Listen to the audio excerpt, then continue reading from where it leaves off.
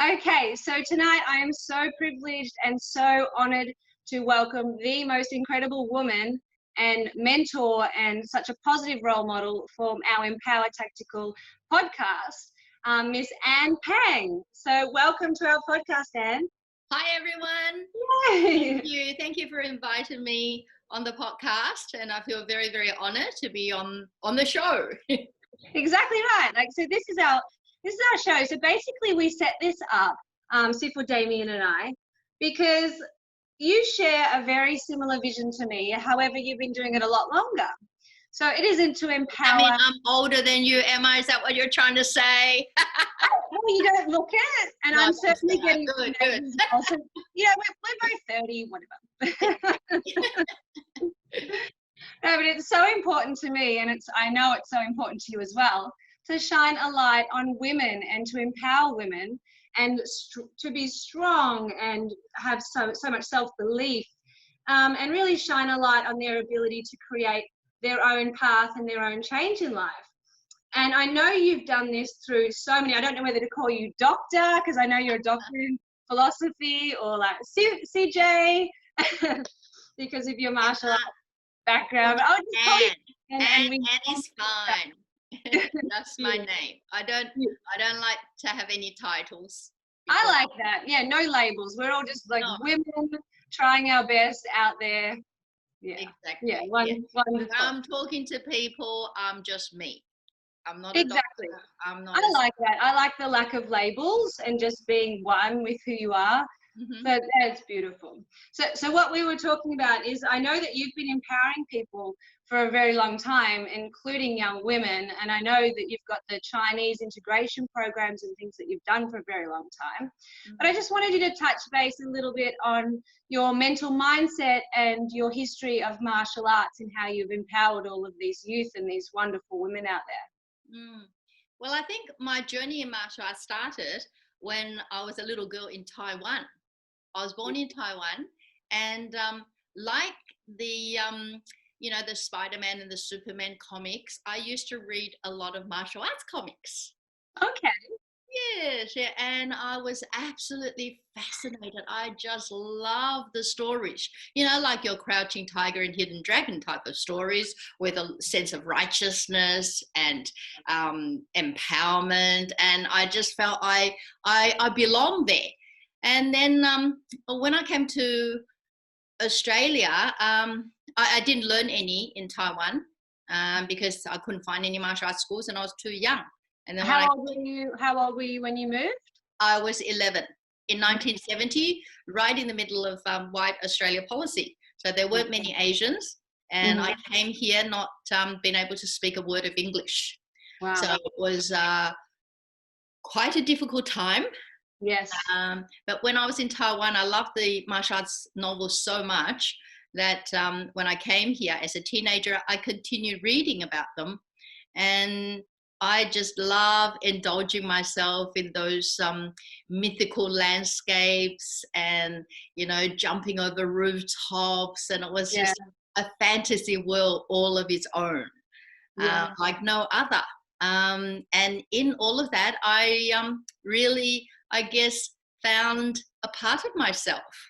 And I think as a little girl, there was not 1 inch of space in my mind that I could recall where it says, I am not anywhere as good as a guy. Amazing. Yes. No room in my mind that ever. Even at such a young age of 11. Even younger, ever since I was a little girl, I love playing with wooden swords.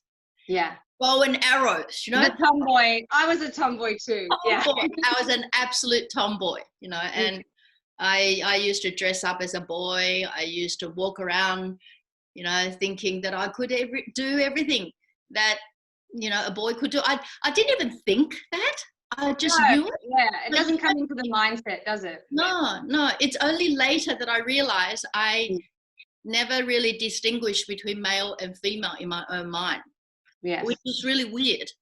Yeah. Does it sound weird? I mean, when No, I it think, sounds great, and it sounds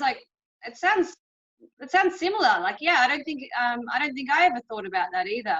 That mm, comes with an acknowledgement of coming of age and learning about mm, laws and inequality and things like that yeah, it later on. was only later that I realized, oh, maybe females aren't supposed to do that, or us females aren't supposed to, achieve that, or aren't supposed to be as good as that.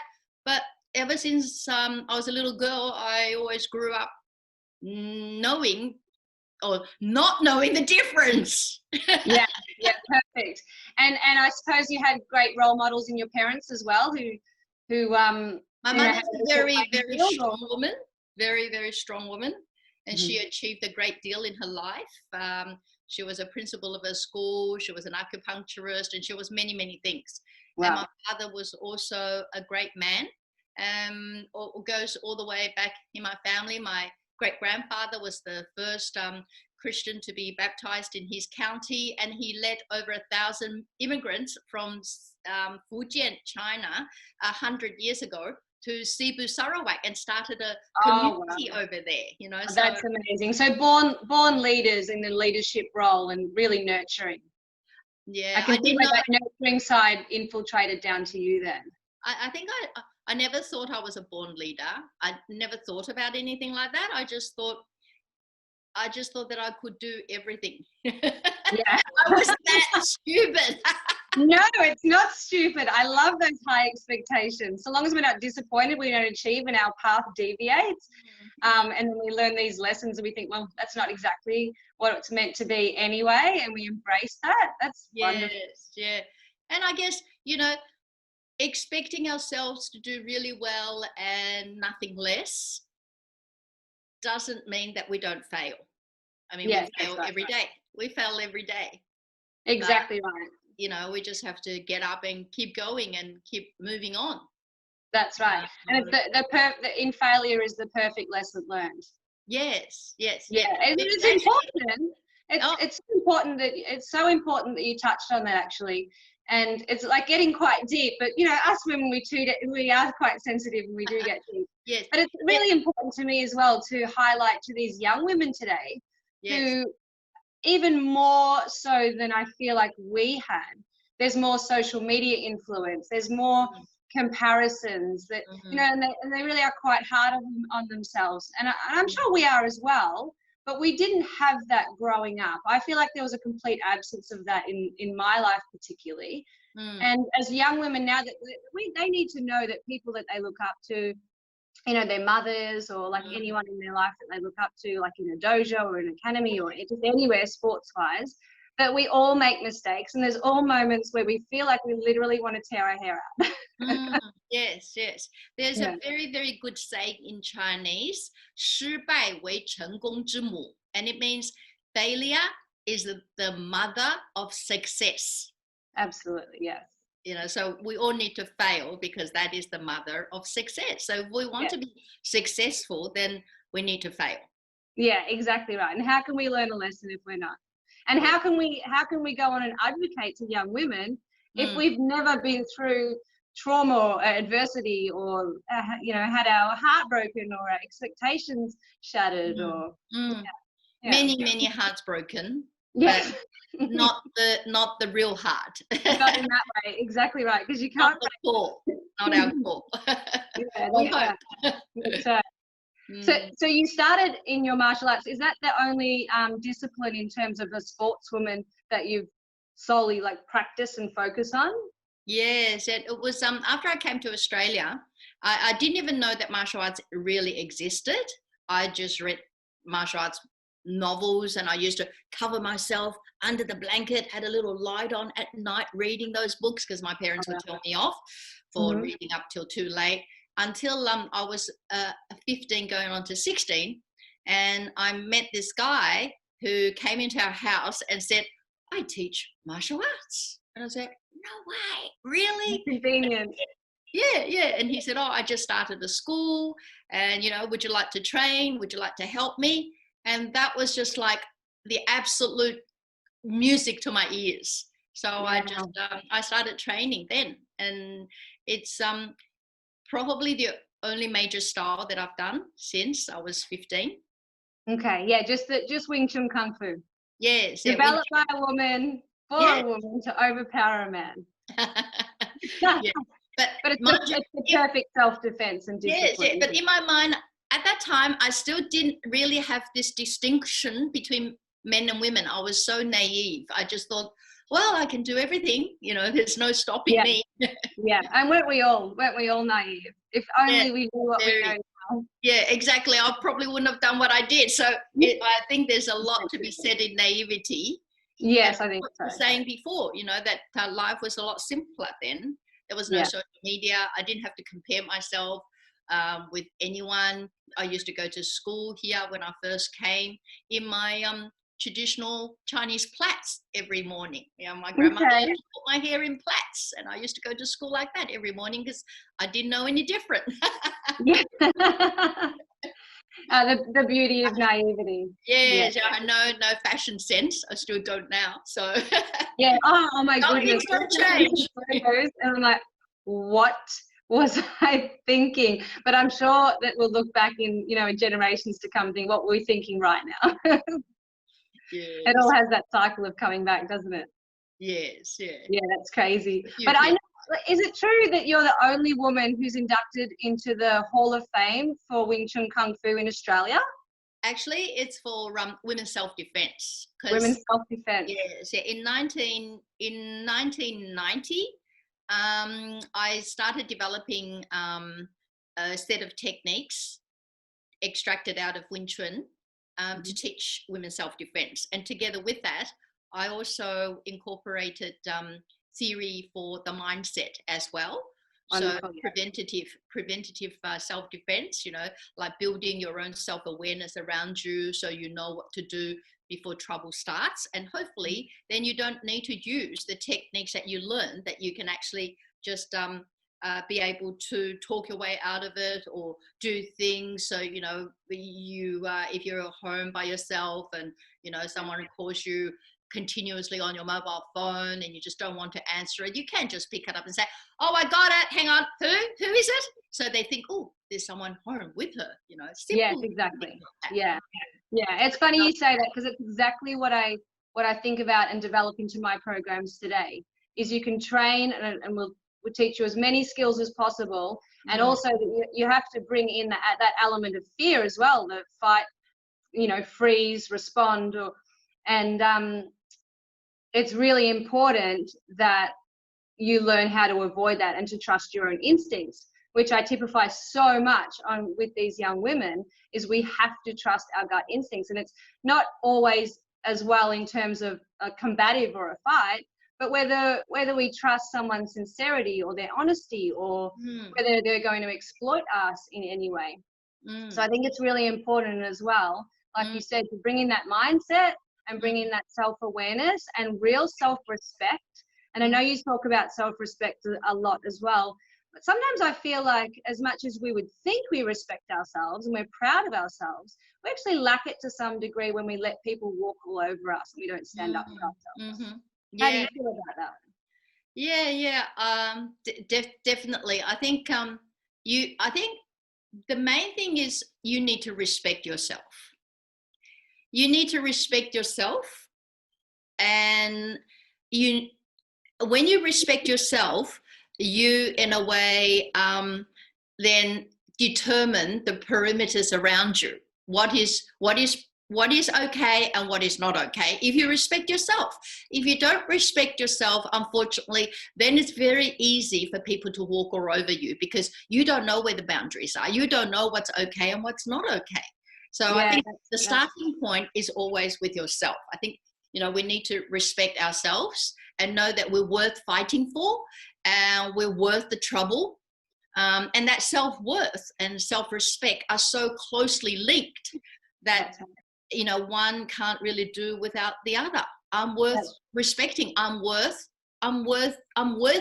of defending, you know, and that's what I always try and say to my students in class when I started in 1990. So it wasn't just the Wing Chun techniques, it was the mental attitude that I tried to instill into my students as well. And at the time, there were a couple of other women who were also teaching it. Somehow, I think women's self-defense doesn't seem to be as prevalent now. I used to teach at so many high schools, women community centres, government places, council, say St. John's Ambulance, and all sorts of community groups. Yes. And the most interesting one I have to tell you about was a Muslim women's group. Okay, great. Yeah. It was actually at Richmond. Yes. At the estate. And when we had the lessons, they had to put the newspaper and on every single window, so no one, men, women or children, could look into our classes. Yeah. And they had they were quite well wrapped up, and then they took off all their gear, and we started training, and they were really strong. Of course. Really, really powerful women, both physically and mentally. And I said, I was very ignorant, and I said, is it okay in your culture to be doing self-defense? And they said, oh, yes, our men and our husbands don't mind us doing it, as long as the woman teaching. And I was so thrilled that I had that experience myself, because they taught me a lot too. Yes, wonderful. Otherwise, you can only assume. That's phenomenal. That's really phenomenal. I was teaching everywhere at the time for a number of years, and I'm glad that the course was recognised. Yes. Oh, that's right. That was born in 1990. Yes. Yeah. The award was given much later. I think 1997 or 98. Okay. That was when I was inducted to the Hall of Fame for my little bit of contribution.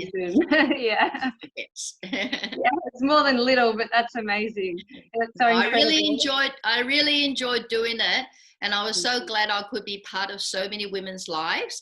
They shared a lot with me during class, and I wish I could do more, but I often said to people, women who say, were going through a really rough time at home, maybe undergoing domestic violence or other, stuff like that. The survivors of those experiences, they came to learn as well. And, I really admire women that are survivors of those situations. And I learned a lot from their courage as well. So, I was so privileged to be part of their lives. That's exactly right. It's such a privilege when someone trusts you with their vulnerability. Yes, exactly. And then like not that we're like guiding them, but like just some sort of support, because I find a lot of the women that I work with as well, when they're going through those crises, they're actually feeling completely hopeless and desperate, and they're in a state of mind that they're not used to being in before, because it's such an adverse situation. So as you were talking, Emma, I had this imagery in my head. They're the marathon runners, and we're the water bottle holders on the side. Just giving them you got this, you can do this, everything's going to be okay. Let's have a strategy, let's have a plan, let's prepare.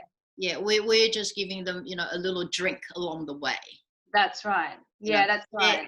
They're the heroes, and they're the marathon runners. Yeah, they absolutely are. Yeah, I find it the same. It's such an honor and a privilege. Like I said, when someone's going through their vulnerable times, it's the same as I've spent 15 years working in and out of intensive care and emergency, and then working with all these wonderful women in schools and privately as well. And I just feel like it's my calling. This is exactly where I'm meant to be, and it's from no credit to myself. It's just that I am meant to be there because I feel like I can support and help these women. I absolutely love them. There's probably very few women that I would ever forget. Yes. They just stay with you, especially the ones who've gone through that adversity. They're just like that. That's right. They're holding the torch to their own lives, and they're making a difference. It's so remarkable and commendable. Yeah. Absolutely true. Yes, yeah. Yeah, I tend to remember a lot of the women that have gone through the course as well. You know, it's so and thrilling and so encouraging and so inspirational for me to see the changes Yes. from beginning to the end of the course, which is only 10 weeks. But I should have brought my book. I've got a book of their comments at the end, because what I like is for them to actually reflect on what they have done, what they have learned, who they've become, and what they're capable of. Yeah, And that's so exactly right. many of them, you know, are thrilled because the course has opened up their eyes to their own potentials. That's right. You know, So they go from survivor to thriver, and it really does come down to a mindset, doesn't it? It comes down to, hey, I don't deserve this, and I won't tolerate this anymore. It's unacceptable. I'm so much more worthy, and that's a beautiful moment when someone realizes. Because even strong women, even successful strong women who perhaps from the outside will look like they've got everything together, maybe like you and I. We could have gone through adversity where like this could have happened to us as well. Like we're all in this together, and this is what I say to everybody, that we're all in this together, and no one's exempt from anything. Basically, tomorrow's not promised to anybody, and we must be really grateful. Exactly. Yes. Yes. Yeah. Adversity is just part of life. But out of adversity, if you can learn something, if you can, you know, recognize a friend, have a little gift from a neighbor, you receive just a touch of warmth from those people. acts of kindness. Yes, yeah. Then you know, life goes on, and then when someone else is in trouble, you can give that back. So you know, that's the cycle of life. Yeah, absolutely. Yeah. But you touched on a little bit before how you used to teach and go into all of these school programs. Yes. And actually, Sipple Damien was telling me about Scotch College, and that, so like he's been going into and teaching the boys at Scotch College for the last few years. Yes. And you actually started that. So how did you find teaching a boys' school and boys as opposed to girls? Well, I mean, they were lovely boys, but at the same time, they were year 10 boys. Yes. Got you. You know, boys thinking that they are such grown-up men that you can't sometimes you just can't tell them what to do or how to think at all. You know, with all their testosterone running wild, and then in comes this short little Asian girl this little pocket rocket. that wants to teach them how to defend themselves. You got to be kidding me, you know. So usually the first lesson is an awakening. Sorry? Is it an awakening where you're like... Yes, yeah. The first lesson is usually quite testing and quite it is when they're looking for the show, you know, when do we get to kick each other's head in? When do we get to, you know, do the flying kicks and so on? I said, no. Self-defense. And they want to be Bruce Lee on day one. Then you sort of have to, you know, do a few techniques on them or show them a few things. And then they sort of go, oh, yeah. Especially, I got you all conform. Yeah, you know, you get the footballers too. You know, they have to show their mates that they're really big and tough in the class. So So you always take them out. You always pick them out first, get them out here to demonstrate on, and then once you've demonstrated on the toughest. Exactly right. Choose the toughest kid, and everyone else will be like the toughest and the most disrespectful kid in class. You fix him, and you got the class. You got their attention. You're very smart. I think a lot of teachers probably, without using Kung Fu or any sort of martial arts, that's probably their strategy as well.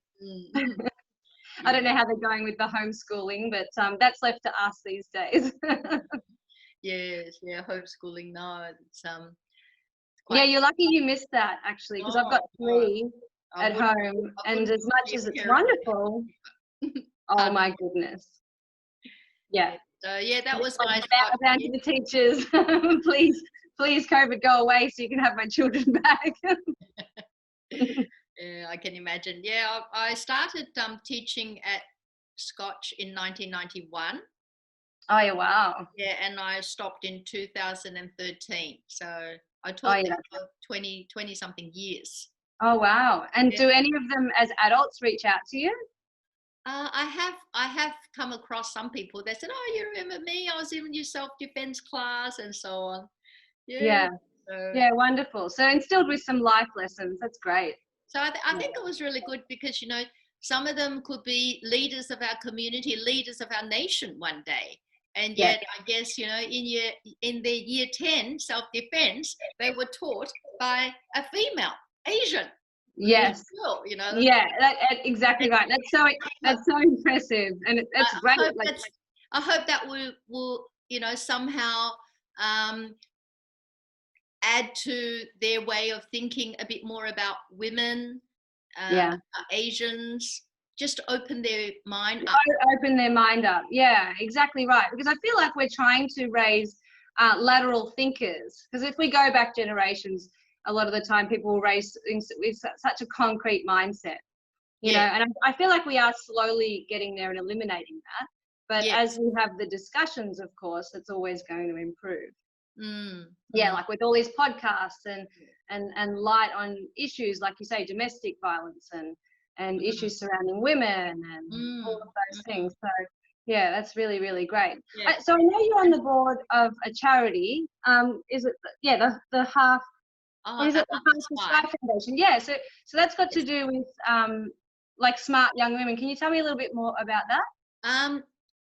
It actually was started by Jenny Bowen in Hollywood, a scriptwriter, who adopted a little girl from one of the orphanages in China 30 odd years ago, I think.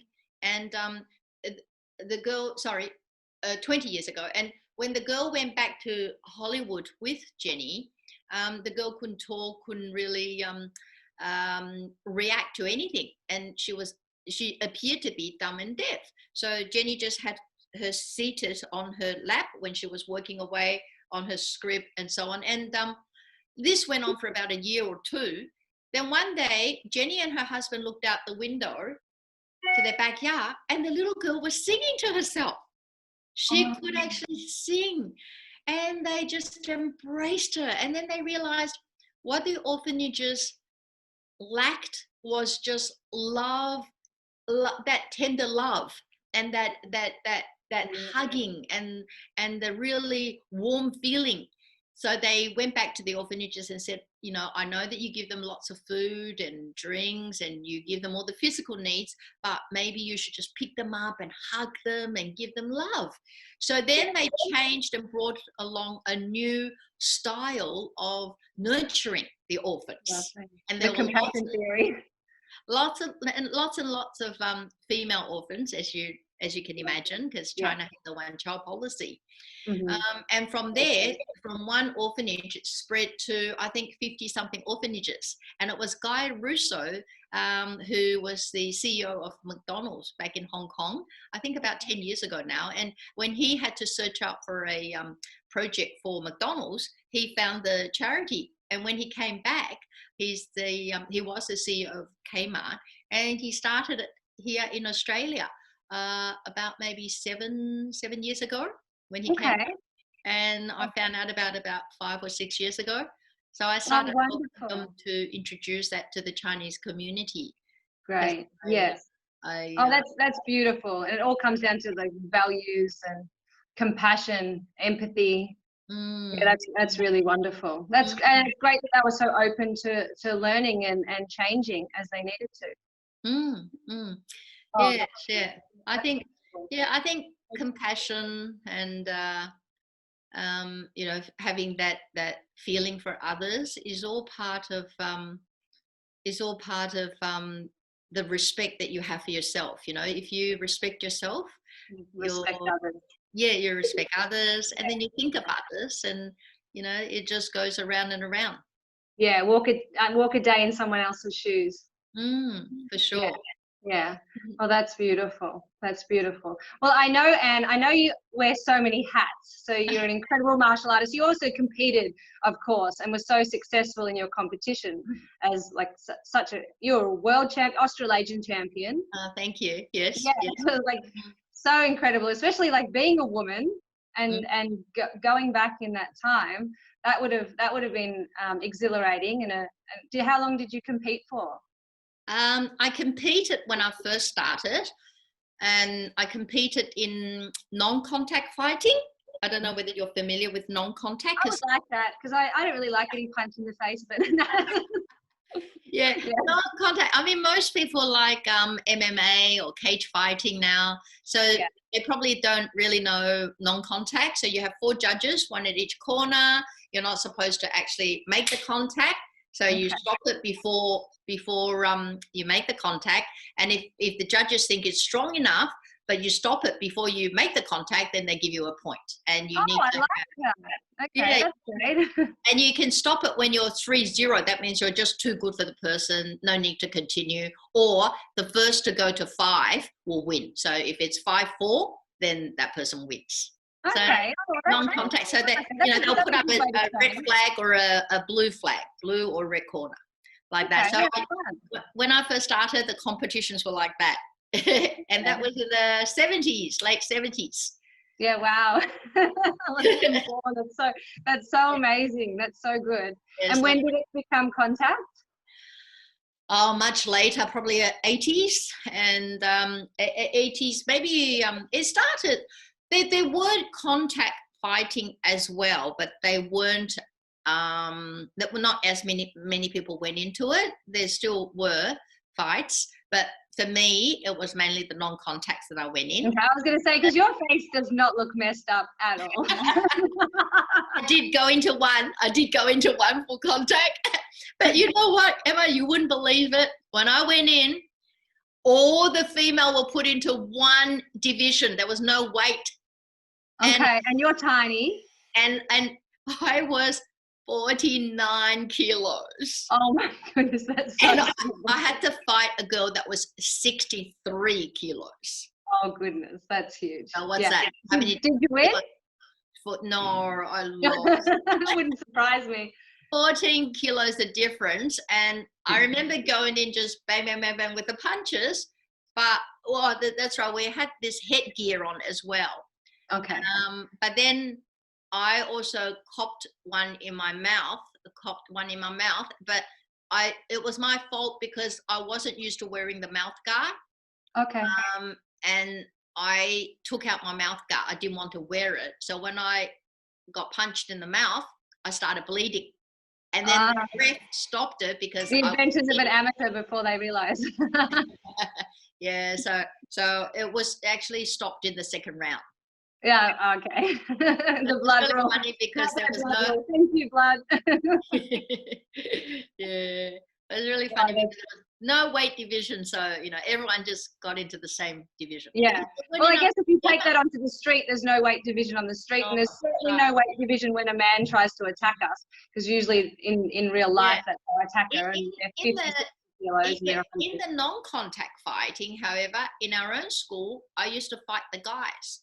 But when I fought other schools, there were more people, so there were division. So male and female were separated. Although in some, I think there was still in the non-contact fights, the male and female fought together. But in the contact fights, we were separated. Oh, okay, yeah, that makes sense. Yeah. So in all the club fights, inside our own club, I fought all the guys. Okay, yeah, cool. I like that. Yeah, I used to do that too, and I still do that now. I feel like they don't go easy on me. They're either afraid of me or afraid of hurting me. I'm not sure. You like to be the former than the latter. Yeah, I'm the same as you. Like I'm not very big, and it can be very deceiving, but they've got a good 30-40 kilos on you. That's a massive weight comparison. Crazy. But I wanted to talk about as well, so I know that you're just so well-rounded, and I know you have 2 beautiful boys. So I wanted to talk about you as a role model in your son's life, because I know they're both very, very successful. One's a psychologist, is that right? And Chris is obviously a very well-known actor in all of these incredible movies coming. He was, the second one, John, he was studying psychology, and then his entrepreneurial mind actually got him involved in a biomedicine. Amazing. Yeah, Okay. Yes, yeah. I did read that somewhere. Yeah, that's incredible. So obviously, with mum and dad, Barry and yourself, such good role models. So how have you nurtured them and supported the boys, especially Chris with the fame? Because fame comes at its own cost, obviously, and there's a lot of accolades and there's a lot of success, but there's also comes with a lot of pressure and a different view into a world that perhaps people don't know about. So how have you been a stable, solid role model in their life and his life? I think when you talk about role modeling, it's not just what happens now. I think it goes back many years, all the way back, so it's not just what you do for them right now, because they're adults. They probably don't really need your role modeling. They needed your modeling when they were so much younger, when they were, in their formative years. So they could still be not molded, but they were still soft enough to receive a lot of things from you. And that's when I think the nurturing is so important. Yeah. So you plant a really good seed, a great foundation of a person, and then they can really thrive with whoever they're meant to be. Then they can be grounded later. Then they can take the knockbacks later.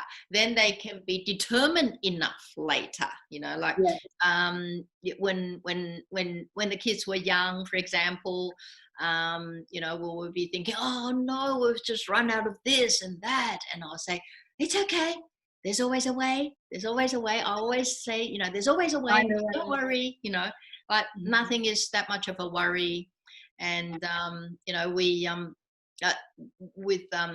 with kids, I always like to trigger off their imagination. I think if you can trigger off that imaginative and creative side of them, then they can think of a lot. They can think laterally, like you were saying before. We're trying to nurture lateral thinkers, and I think maybe these days, not that there's anything wrong with computer games and all that, but there's a lot of reliance on one particular type. Whereas in the old days when my kids were growing up, I'll take them out to the backyard and we will play Kung Fu movies, because I love Kung Fu movies myself. So I will be the director, the script writer, the producer, all in one. And then I'll say, okay, all right, now the old Sith was jumping on the mountain and then looking for the best disciple. So you two have to work out who's the best disciple, and then they have to do a little fight, or offer the best food to the instructor, and I'll say okay, and this and that, and we'll just make up stories. I love that. So you're just nurturing their creativity and their artistic, well, everyone has some artistic talent, but that's wonderful. So you just bring that out from them, and that's so important for their problem solving later. So when they're stuck and they think that they're just stuck in between the four walls and they can't get out, there is a way out. They'll maybe what you say to them when they're really young, there's always a way out. There's always a way out. Exactly. That's what I say to kids. That's right. Like, I try to give them the autonomy to make their own decisions, and I'm like, just find the solution, look at it differently. And there's a lot of children's movies out there these days that'll be like, I can't remember which movie it was. I don't know, like we'll like jump on our head or do a handstand upside down. I'm like, now is there a different perspective? It just trains them to just think totally outside the square. And I always say there's always a way. There's always a way, but you got to keep. And there's always a choice. Coming back to our women, there's sometimes it's a very difficult choice, but there's always a choice. And and there's I don't think there's actually like a set formula. There's never wouldn't it be great if there was a set formula for parenting with complete sanity, raising wonderful, grounded, well-rounded children. And for me, I just felt that at the time I wanted to just trigger off their creativity, get them to think and create things in their own mind. I would tell them, I would make up these weird stories and say, oh, there's this guy with red little eyes staring at the window. Can you see that? Can you see that? And they'll say, oh, yes, mommy, yes, mommy. And then, I'd just trigger off their imagination so that they'll think wildly. I know, and they just go with it, don't they? And they love it, like it's so real. Exactly. And somewhere along the line, something knocks that out of them. Yeah, that's right. Yeah. I don't know whether it's, reality, responsibility. I don't know. Responsibility is good. Nothing wrong with that. Sorry, but it's somewhere along the line, that little bit is taken out of them bit by bit. Yeah. But it seemingly with your two boys, it stayed there. I hope so. Yeah. And the more it stays there, I think the younger their mind is. Yes, exactly. Yeah. If we can be kids, then we stay young forever. Why not? Because why not? Our body can age, our mind can just develop, but we don't need to age. No. Just become more wise. We kid ourselves. Yeah, like whatever. Yeah, we do. It's so funny. I wish that I had somebody like you look up to coming into my schools while I was competing, and as you know, I was a competitive swimmer for 15 years. And we used to have camps and leadership camps and Victorian and Australian camps, and they were great. But I really feel like a lot of it, as an elite sports person, and perhaps back in the 90s, 2000s, or it was more the 90s, 2000s, we lacked any insight into how to protect ourselves and how to develop that mindset, because we're training so hard. And for myself, I felt very strong and determined, and I had all these incredibly high goals and aspirations, which some I achieved and some I didn't quite get there. But I don't feel like that leadership role was there. So that's how I feel like I need to take that to these young women these days in the schools and in their elite sports person as teenagers, so they can realize and pick up on some red flags and possible situations where they need to avoid or be more aware of. So it's incredible that you've done that all this time, and I'm just so bummed that I missed out on that. No, you've done very, very well. Look at you. You're doing so much. You're contributing so much to women, to martial arts. You're doing this podcast, and after I guess, you've just tucked your kids to bed and you've cooked dinner, you've done so much, and you're juggling and you're doing that balancing act. Yeah, that's right. So many balls in the air at times. Just coming back to what you were saying before, about the training camps, for example. We used to have a lot of training camps, Kung Fu training camps. And Barry would train the students really hard 3 times a day, and then I would help out with the cooking and organizing the guys. And then at the end of the night, we will always play games. Yeah. Games, these really amazing Ninja Warrior games. We'll make up our own obstacle courses, and then I would hide the Easter egg. So you were ahead of the game. You were totally ahead of the game. I'm totally into games. And Ninja then Warrior. we will hide the Easter eggs, and then we would have all these puzzles. We will have music and say, tape all these songs and say who sang this and who sang this. And then we'll get people to also create their own show as well. You have to do a martial arts story. Each one of you is a Shaolin monk, and you all have to have your own story and so on. So that's so great. They have to create their own show. So each team, they would never have done this before anywhere else. But coming into a Kung Fu camp, all of a sudden you have to be a good actor. You have to be, a writer. You have to be everything.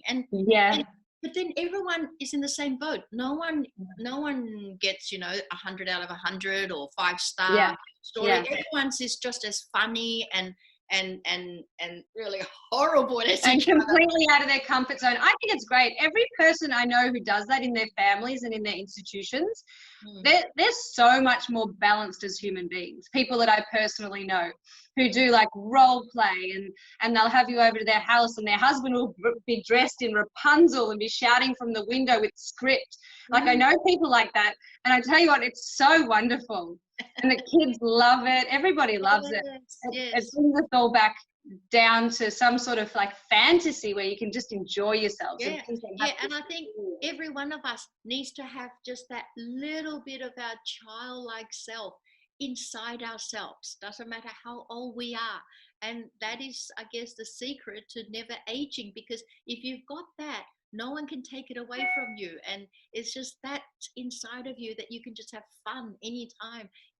You can just make up stories in your own mind. You can go into your own fantasy land. Yeah. You know, then you can always create, and you can be someone special, and that's something that you can enjoy with yourself. With yourself, exactly right. And the children and like future grandchildren. Imagine like grandma's out there dressing up and she's role playing. I mean, kids love that stuff. And as an adult, like we do it a lot, but as an adult, we really enjoy it. It's so much fun to come down to a child's level. And I think when we get too embarrassed, oh no, I can't do this, I can't do that. I guess I don't get embarrassed as much. So I like people not to, like, I have a good laugh at myself. Yeah, me too. You know, sometimes I laugh at myself too much. Like I'll say something funny, but it's completely not funny, but I'll be in hysterics and everyone will think I'm completely stupid. But I'm like, that was so funny to me. Yeah. And laughter is contagious. Yeah, absolutely. You can bring it after yourself and others when you laugh at yourself. Yeah. You know, when I go, I'm not trying to just push people out of their comfort zone because I'm you don't want them to feel uncomfortable, but you want them to realize that it can be jovial, you can have fun, you can be silly, you can be vulnerable, and it doesn't matter. We're all going to support you because we're all as silly and vulnerable as you are. That's when you can really connect with one another. And I think in life you lose that connection sometimes with people. Yes. Yeah, because as you said, we're drowned. We've got so many balls in the air, and we're like, you know, we're juggling, we're trying not to drop them all, and you know, sometimes we're feeling like we're doing it all on our own. Yeah, but that's really great. That's really great. I think with men, they're worried about it more than women, because men have to be like so perfect, and they're the big Sifus, and so they have to juggle all the balls and catch them all. And whereas I don't mind it as much. I guess I can, maybe because I can laugh at myself more. That's perfect. That's perfect. I remember distinctly, I had a coach once that I used to train with. He was wonderful, Brian Ford, and he used to make us get out of the pool. Like we would have done a grueling session. It would have been our 25th hour of, you know, like training throughout the week, and we'll be like exhausted and fatigued and full of lactic acid, but he'd make us run around the pool and grab our kickboards and like smash it on someone else's kickboard and scream something outrageous at the same time. So all these other people from the gym or wherever they were watching, they'd be like, oh my goodness. And for a moment you felt ridiculous. But then I really realized as an adult that was such a wonderful activity for him to get us to do. Because it just loosens you up, and you can't take yourself so seriously. Yeah, exactly. And having fun is just so important. Yeah. You know, it's kind of like I would just be doing gardening, and then I'll be thinking about something, and I'll think, that's so funny, or why did you think of that? And I'll be talking to myself and laughing at myself and laughing at my own thoughts. And I think it's good to do that. Some people might think I'm crazy, but I think it's good to have that joy in your heart. Yes, yeah, absolutely. That's wonderful. If everyone can find a little bit. Doesn't mean that I haven't had adversity or hard times. You know, there's been plenty of hard times and plenty of bad times. And you know, it doesn't mean that I'm like that all the time. But I think we just take it a day at a time. And today is not such a good day, but tomorrow when tomorrow could be, and I'm going to work on it. Absolutely. I'm going to do better. Yeah, because it's what you choose. It's an attitude that you choose. It's a mindset that you choose. Yeah, absolutely. And I think it's so important, as you just touched on that briefly, and I won't go too much into it, but I think it's really important for your children to see you as not only this strong hero role model who can do everything and prepare everything and fixes everything, but also to see their mum or their dad as vulnerable. Of course, of course. Then sometimes them to be vulnerable, it allows them to be weak. Yeah, exactly. And to realize they might be a human. Yeah, and they might pick up on that later and think, oh, you know, because sometimes like if I'm like overwhelmed or like something's, it's just too much, I'll say, Mummy's feeling really sad because, you know, like I've got this and this and I love you so much. And, you know, like even sometimes I might cry because it's like too much. And they'll all come and give me a hug and say, Mummy, I love you. What can I do? Just hug me, everything for me. It's making me feel so great. So I didn't get that with my mum. She was an incredible role model, such a strong woman. And I talk about her so much because she just did everything. Like she had 4 children, clean house, food on the table, 2 jobs, took me to all my sports, took my brothers to their martial arts. Like she was just phenomenal. And Dad was great too, but it was all mum. She was phenomenal. But I never saw her be vulnerable. So I feel like she just put on that strong face, that nurturing, loving face as well. But it would have been nice to see that vulnerable side. So I've brought that in. Definitely. Yeah, I think it's so important because we haven't got it together all the time. It gives you that closeness and that intimacy when you can be vulnerable with each other. Then, and also trust. I think vulnerability leads to trust.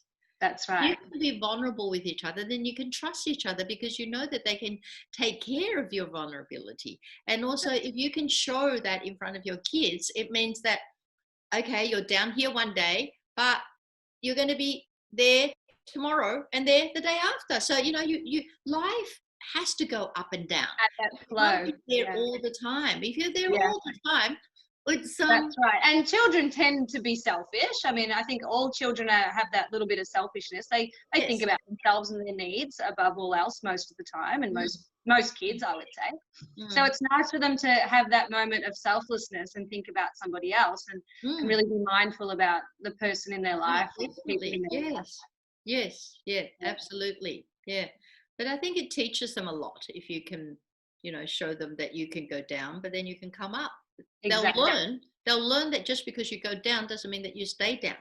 Exactly. And that's the message we want to get through to everybody, and including all of our women and everyone who's listening and everyone who's going to listen, that no one's perfect. We definitely don't want to be perfect. We just want to strive to improve ourselves, be the best version of ourselves. We all have a little mini breakdown sometimes, and we all like thrive and are so happy and get ourselves back on track as well. And we're all here to support each other and do our very best. And take it a step at a time, a day at a time. Take time out to just laugh at yourself. I love it. Like that. Yeah, absolutely. My favorite saying, and I've been saying it for so long, is tomorrow's never promised to anyone. I mean, I've seen it working in acute care for so long, and you can be the most wonderful, wealthy, self-accomplished person that you could ever meet, and at the end of the day, it absolutely means nothing if someone doesn't admire you and support you and look up to you, and if you haven't left someone with a warm heart. You know? And you haven't made this world a slightly better place. Yeah. And left someone some warmth about. Yes, that's exactly right. If someone thinks about you and they think, oh wow, they really made me feel special or comforted, or they highlighted me, they, you know, like they made me grow in any sort of way, then that's a real honor, and that's what we strive for. Yeah. That you've been a candle in someone else's life. Yeah, exactly. On that note, you've been a candle in many people's lives, Anne. Thank you very much, Emma. I hope so. I mean, I'm happy just to be a candle in one person's life. You know, although I like to do well, but I'm happy if I'm just one candle to one person. Yeah, and so well, you know, then you'll always be happy, I guess.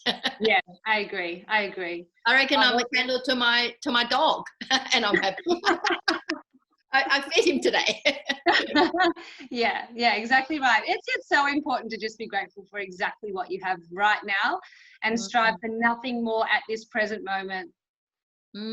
Yeah, I think the fact that, you know, we can talk to each other, we have our health, that's right. we are so blessed. We're so blessed. Yeah. Mm, mm, We're mm. very blessed. And I'm blessed to have you on our pod today. It's been so amazing, and it's been an honor to talk to you, Anne. You're incredible, and the blueprint that you've left for people, including myself coming up as martial artists and just like females in society trying to do their best. It's a real privilege, and I'm so honored for you to have been here with us, Anne. No, thank you. Thank you very much for giving me this opportunity. When you asked me, I didn't really know what to expect. But I hope that it will, you know, get the right messages to the right people. And feel very privileged and honored to be on the show that you've invited me. And I think I always say to people that if you don't give it a go, if you don't try, you'll never know. Exactly. You know, when I how I lift my leg up in the air. Well, I didn't know that I could lift it up like slowly and hold it there until I tried. Yeah. And it tried and tried and tried. Yeah. You know, then I think give it a go. Give it a go in everything in life. And trust your instincts and give it a go. Give it a go. And if you know, if it doesn't work out, it doesn't mean that you have failed. It just means it's not for you. And if it's not for you, it doesn't mean it's not for you all your life. It could be for you next year. Yes. You know, so just it's what you think and how you feel about the rejections, and how you get up from when you fall. That's important. Absolutely. Very wise words. Thank you, Anne. Phenomenal. Thank you. Thank you so much. Thanks a You're lot. welcome. And You're keep welcome. training. Keep inspiring other women, Emma. It's very important. People like you keep doing the work that you do, and Damien, of course. It's very important for humanity, not just for martial arts, but for humanity in general. Thanks, Anne. That's kind of you. Thank you, Anne. Thank you. Thanks a lot.